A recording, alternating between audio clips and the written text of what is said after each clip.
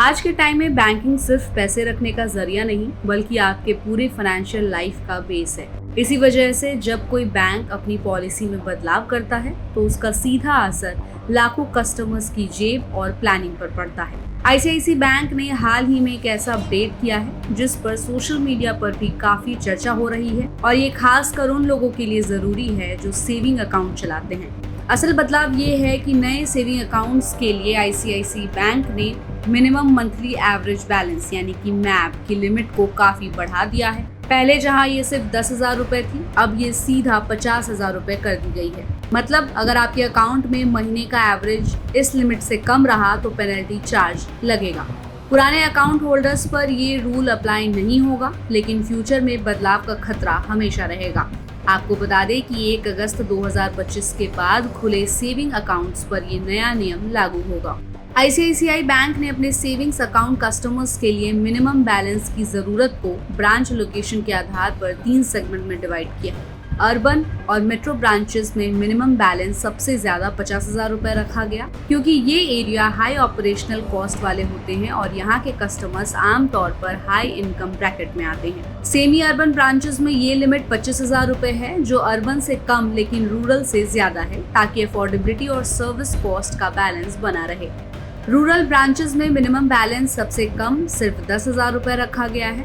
इस तरह आईसीआईसीआई ने अपने कस्टमर्स को उनकी लोकेशन कैटेगरी के हिसाब से सेगमेंट करके मिनिमम बैलेंस का स्ट्रक्चर डिजाइन किया है।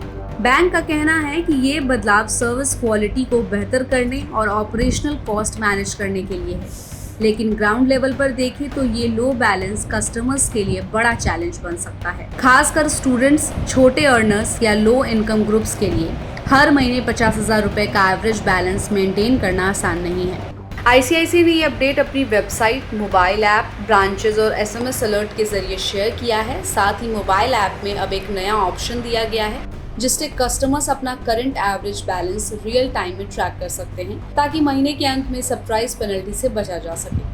सोशल मीडिया पर इस फैसले को लेकर मिलीजुली रिएक्शंस हैं। एक्स और फेसबुक पर कई लोग कह रहे हैं कि ये पॉलिसी लो इनकम और मिडिल क्लास लोगों को बैंकिंग सिस्टम से बाहर कर सकती है। कई यूजर्स आरबीआई को टैग करके मांग कर रहे हैं कि ऐसे हाई बैलेंस रिक्वायरमेंट्स पर कैप लगाया जाए या लो बैलेंस कस्टमर्स के लिए अलग स्कीम लाई जाए।